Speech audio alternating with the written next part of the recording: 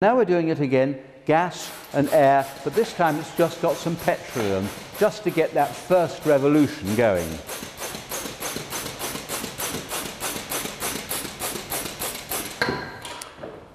Here comes the spark. It's the first 3 or 4 revolutions that are critical.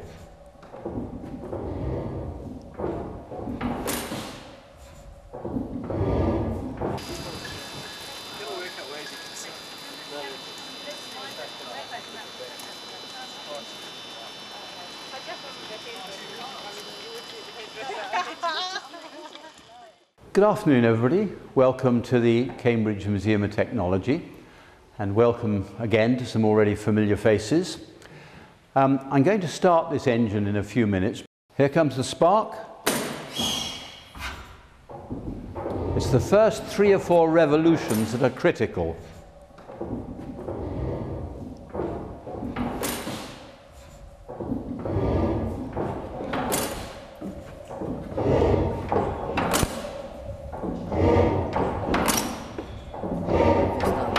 Yeah, you can do that now.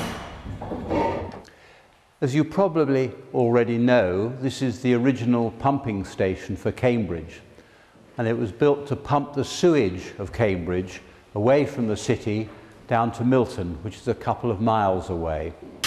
When you listen to the engine, you'll realise that it appears to be misfiring very badly. It fires a few strokes and then it misses a few strokes. It fires a few strokes and then it misses a few strokes. Now, before this building was built and these pumps were installed, the sewage just used to flow into the river. And the river must have been quite atrocious and quite appalling 150 years ago. In fact, we know it was. There are very graphic letters in the newspaper.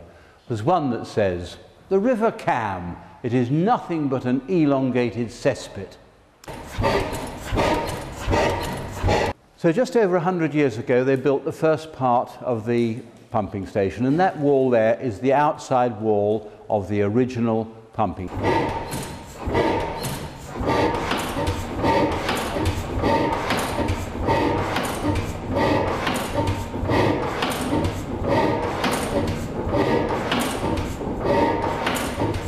So in 1909, they put these 2 engines in. These are gas engines, and these were to cope with storm conditions.